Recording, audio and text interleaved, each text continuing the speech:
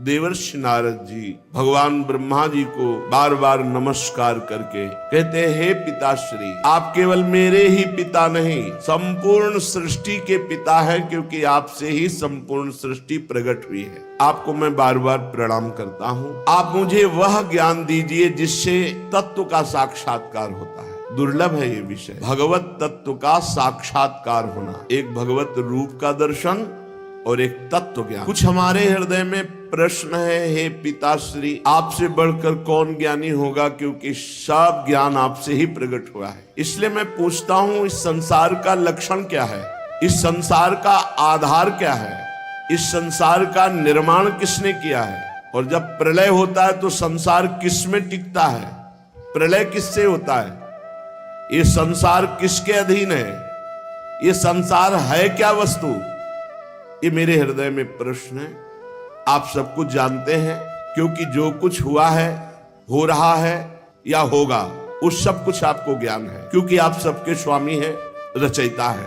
ये अखिल ब्रह्मांड आपकी हथेली पर रखे हुए आंवले के समान है। जैसे आंवला हथेली पे रख ले तो चारों तरफ से देख सकता है, ऐसे ब्रह्मा जी संपूर्ण ब्रह्मांड को ब्रह्मलोक में बैठे बैठे देख सकते हैं। पिताजी, मैं ये जानना चाहता हूं कि स्वयं से आपको ज्ञान हुआ है या आपको ज्ञान कहीं से मिला है, आपका आधार क्या है, आप तपस्या और ध्यान करते हैं तो आपका स्वामी कौन है, और पिताजी आपका स्वरूप क्या है, क्या आप अकेले ही अपनी माया शक्ति से पंचभूतों के द्वारा प्राणियों की सृष्टि कर लेते हैं? बड़ा अद्भुत है। जैसे मकड़ी अनायास ही अपने मुंह से जाला निकालकर उसमें फिर खेलती है और अब फिर उसे समेट लेती है, मुझे लगता है कि आप ही सृष्टि की रचना करते हैं, आप ही पालन करते हैं और आप ही लय कर लेते हैं। ये जगत में जितने नाम हैं, रूप हैं, गुण हैं, उसमें कोई सत है, कोई असत है, कोई उत्तम है, कोई मध्यम है, कोई अधम है, सब आपके द्वारा रचा गया, कोई ऐसा नहीं है जो आपके द्वारा रचा ना गया हो। इसलिए मुझे तो लगता है सबके ईश्वर आप हैं, फिर भी आप एकाग्रचित्त होकर जप करते हैं, घोर तपस्या करते हैं, ध्यान करते हैं, तो मुझे इस बात का संशय है कि क्या आपसे भी बड़ा कोई है जिसका आप जप करते हैं, जिसका आप ध्यान करते हैं, जिसका आप स्मरण करते हैं? पिताजी, आज तक तो मैंने यही समझा कि सर्वज्ञ और सर्वेश्वर आप हैं, इसलिए मेरे जो प्रश्न हैं इनका उपदेश आप ही कर सकते हैं, इन संशयों की निवृत्ति। तो आप कृपा करके अगर उचित समझे तो उत्तर दीजिए। ब्रह्मा जी ने कहा, बेटा नारद, तुम अधिकारी हो उत्तर के, क्योंकि जरूरी नहीं कि आपने प्रश्न किया और आपको उत्तर दिया ही जाए। यदि अनाधिकारी हो तो उत्तर नहीं देना चाहिए। तुमने ये जो प्रश्न किया, ये जीवों के प्रति करुणा के भाव से भरकर बहुत सुंदर है, क्योंकि इस प्रश्न में सब उत्तर भगवान से जुड़े हुए हैं। तुमने मेरे विषय में जो कुछ कहा वो असत्य नहीं है, क्योंकि जब मेरे से परे तत्व का ज्ञान नहीं होता तो सब कुछ मुझे ही समझा जाता है। सूर्य, अग्नि, चंद्रमा, ग्रह, नक्षत्र, तारे जिनके प्रकाश से प्रकाशित होते हैं, और मैं भी जिनके प्रकाश से प्रकाशित हो रहा हूं, वो स्वयं प्रकाश चिन्मयानंद स्वरूप भगवान श्री कृष्ण। मैं उन भगवान वासुदेव श्री कृष्ण की वंदना करता हूं, उनका ध्यान करता हूं, जिनकी दुर्जय माया से मोहित होकर लोग मुझे जगत गुरु कहते हैं, ब्रह्मा जी कहते हैं। ये उन्हीं की प्रकट की हुई माया है, उनके सामने ठहर नहीं सकती, झेप कर दूर से भाग जाती है शर्मा करके, क्योंकि भगवान की ही माया है। अज्ञानी जनों को ये मोहित करती है। माया का लक्षण ममाहमिति दुर्धिया, मैं ऐसा, मैं धनवान, बलवान, कुलवान, ये मेरा, ये मेरा, ये मेरा, मैं और मेरा, ये माया का स्वरूप है। गोस्वामी जी ने भी लिखा है, तुलसीदास जी ने, मैं अरु मोर तोर तै माया, जेहि बस कीन्हे जीवन काया। संपूर्ण जीवों को अधीन किए हुए। लक्षण क्या है कि इसके माया पकड़े हुए? बोले मैं अरु मोर तोर तै माया। इसी में फंसाती है। ये मेरा, ये तेरा, ये मोर, ये पराया, ये मेरा है, ये मैं हूं। ये माया का लक्षण है। लक्षण जैसे बुखार का लक्षण है, पीलिया का लक्षण तो जाना जाता है इसके पीलिया है, इसके बुखार है। ऐसे ये थर्मामीटर है। क्या?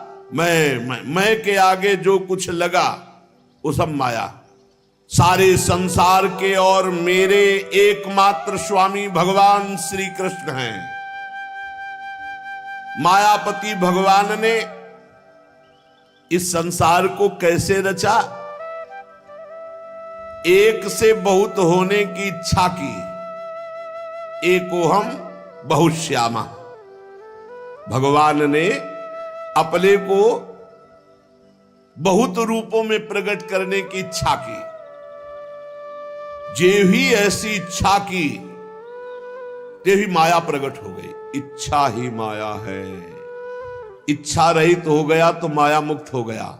जाहि न चाहिए कबहू कछु। जो सकल कामनाहीन जे माया मुक्त है। न सोचती न कांक्षती, माया मुक्त है। इच्छा ही माया है। जे ही इच्छा की भगवान ने कि मैं एक से बहुत हो जाऊं, तो ही माया प्रकट हो गई। भगवान के हृदय से मूल प्रकृति का प्रादुर्भाव हुआ। मूल प्रकृति माया, उससे त्रिगुणात्मिका माया, फिर काल, मूल प्रकृति, विस्तार, त्रिगुणात्मिका प्रकृति, काल, कर्म, स्वभाव, गुण, इसी में ढक गया। अब वो अपने को जीव मानने लगा। ब्रह्म स्वयं, परमात्मा स्वयं अपने को जीव मानने लगा। किसके प्रभाव से? त्रिगुणात्मिका माया, काल, कर्म, स्वभाव, गुण। भगवान की इस माया शक्ति ने जब क्षोभ हुआ, वो रूपांतरित हुई, तो सबसे पहले मूल प्रकृति, त्रिगुणात्मिका प्रकृति, महातत्व, रजोगुण और सतोगुण की वृद्धि होने पर महातत्व में यह तत्व की बात है। तत्व के द्वारा सृष्टि का वर्णन। एक है रूप के द्वारा सृष्टि का वर्णन।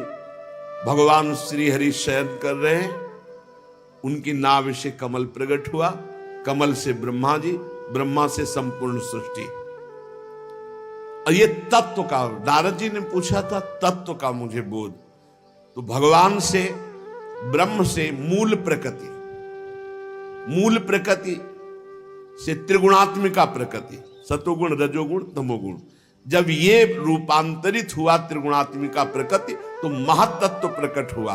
और महातत्व जब रूपांतरित हुआ तो उससे ज्ञान, क्रिया, द्रव्य रूप तमः प्रधान विकार हुआ। इसके सुनने मात्र से ज्ञान का प्रादुर्भाव होता है, जिसे अहंकार कहा गया। ब्रह्म से मूल प्रकृति, मूल प्रकृति से त्रिगुणात्मिका प्रकृति, त्रिगुणात्मिका प्रकृति से महातत्व, महातत्व से अहंकार। जब अहंकार रूपांतरित हुआ तो तीन प्रकार का, वैकारिक, तेजस, तामस, सात्विक, राजस, तामस। तो सात्विक से ज्ञान शक्ति प्रकट हुई, राजसिक से क्रिया भोग शक्ति प्रकट हुई, और तामसिक से द्रव्य शक्ति प्रकट हुई। जब इनमें विकार हुआ, अहंकार, त्रिगुण अहंकार में, तब पांच महाभूतों की उत्पत्ति हो गई, जो आकाश, वायु, अग्नि, जल, पृथ्वी, इन पंच तत्वों की, पंच महाभूतों की उत्पत्ति हुई। ब्रह्म से मूल प्रकृति, मूल प्रकृति से त्रिगुणात्मिका प्रकृति, त्रिगुणात्मिका प्रकृति से महातत्व, महातत्व से अहंकार, अहंकार से त्रिगुण अहंकार, और त्रिगुण अहंकार का जब रूपांतरित स्वरूप हुआ तो पंच महाभूत प्रकट हुए। पंच महाभूतों में सबसे पहले आकाश की उत्पत्ति हुई। आकाश की पहचान शब्द से होती है, हर जगह आकाश है। शब्द, जहां शब्द होगा वहां आकाश तत्व, बिना आकाश तत्व के कुछ है नहीं। शब्द जहां, हर जगह शब्द है, तो आकाश तत्व सर्वत्र व्याप्त है। इसी शब्द से दृश्य का बोध होता है, दृष्टा का बोध होता है। आकाश पंच महाभूतों में सबसे पहले प्रकट हुआ, उसका गुण शब्द है। फिर उसमें जब रूपांतरित हुआ तो वायु की उत्पत्ति हुई। वायु स्पर्श उसका गुण है, शब्द आकाश का, स्पर्श वायु का। वायु में शब्द और स्पर्श दोनों आ गए। जब वायु चलेगी तो उसमें आवाज भी होती है और स्पर्श का बोध होता है कि ठंडी वायु है या गर्म वायु है, सुखद है या दुखद है। तो शब्द और स्पर्श, ये दो गुण वायु में आ गए। इससे इंद्रियों में स्फूर्ति, शरीर में जीवनी शक्ति, प्राण, ये वायु ही है। ये जो श्वास आ जा रही, इसी से जीवन चल रहा है, ये जीवनी शक्ति है वायु। इसी से ओज और शरीर में बल इसी वायु से प्रकट होता है। इसीलिए सीधे वायु पुत्र होने के कारण हनुमान जी महाबली, भीम महाबली, ये महाबली वायु देवता है। यही जीवनी शक्ति है, यही स्फूर्ति है, यही ओज है, यही बल है। जब काल कर्म और स्वभाव से वायु में विकार हुआ तो उससे अग्नि की उत्पत्ति हुई। इसका प्रधान गुण है तेज रूप, और इसमें आकाश वायु के भी गुण आ गए, शब्द स्पर्श रूप। तेज में जब विकार हुआ तो अग्नि से जल की उत्पत्ति हुई। यह है कर तुम अन्यथा कर तुम भगवान की शक्ति। अग्नि से जल की उत्पत्ति हुई, आकाश से वायु, वायु से अग्नि की उत्पत्ति और अग्नि से जल की उत्पत्ति हुई। और इसका गुण है रस, जितने रस है इसी जल से प्रकट हुए हैं। और इसमें शब्द स्पर्श रूप ये भी आ गया। तो जल में शब्द भी है, कल कल कल, स्पर्श गर्म है कि ठंडा और दिखाई देता है, निर्मल है कि मलिन, रूप भी है और रस भी, स्वाद भी है। शब्द स्पर्श रूप रस। जल से पृथ्वी की उत्पत्ति हुई है। जब जल रूपांतरित हुआ, विकार युक्त हुआ, तो उससे भूमि की उत्पत्ति हुई। और इसका गुण है गंध। इसमें ऊपर के सब आ गए, शब्द स्पर्श रूप रस गंध, ये पृथ्वी में पांचों हैं। अहंकार, जो वैकारिक राजस अहंकार, उससे मन की उत्पत्ति हुई। और इंद्रियों के 10 अधिष्ठात्र देवताओं की उत्पत्ति हुई। दिशा, वायु, सूर्य, वरुण, अश्विनी कुमार, अग्नि, इंद्र, विष्णु, मित्र, प्रजापति, ये 10 प्रकट हुए वैकारिक अहंकार से मन के साथ। इंद्रियों के 10 अधिष्ठात्र देवता, दिशा, वायु, सूर्य, वरुण, अश्विनी कुमार, अग्नि, इंद्र, विष्णु, मित्र, प्रजापति। और तेजस अहंकार से श्रोत्र, त्वचा, नेत्र, जिह्वा और घ्राणेन्द्रिय, ये 5 ज्ञानेन्द्रियां, और हस्त, पाद, गुदा, जनेन्द्रिय, ये वाकेंद्रिय, हस्त, पाद, गुदा, जनेन्द्रिय, 5 कर्मेंद्रियां, 5 ज्ञानेन्द्रिय और 5 कर्मेंद्रियां। साथ ही सतोगुणी अहंकार से ज्ञान शक्ति प्रकट हुई। बुद्धि, ज्ञान शक्ति बुद्धि है, क्रिया शक्ति प्राण है। श्रेष्ठ ब्रह्मविद नारद, जब इतनी सृष्टि प्रकट हो गई तो ये सब अलग अलग थे, मिल नहीं रहे थे। पंचभूत, इंद्री, मन, प्राण, ये सब तीनों गुण अलग अलग। तो जो सृष्टि का भाव था वो पूर्ण नहीं हो पा रहा था। क्योंकि मिल ही नहीं पा रहे थे। जब मिले तब तो रचना हो, ये सब अलग अलग तत्व। फिर भगवान ने संकल्प किया, जेवी भगवान ने संकल्प किया तेवी सब परस्पर एक में मिल गए और एक पिंड रूप हुआ, जो विराट भगवान का शरीर बनेगा, वो पिंड रूप हुआ। उसी में समस्त ब्रह्मांडों की स्थिति आएगी। बड़ा विराट पिंड बना, संपूर्ण पंचभूत, इंद्री, मन, सतोगुण, रजोगुण, तमोगुण, प्राण सब एकत्रित हो गए।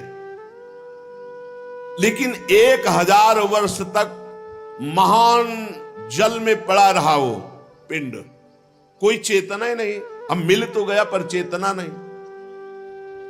भगवान ने विचार किया कि पूरा सब कुछ हो गया, अब इसमें चेतना नहीं आ रही, जीवित नहीं हो रहा। भगवान उसमें प्रवेश कर गया।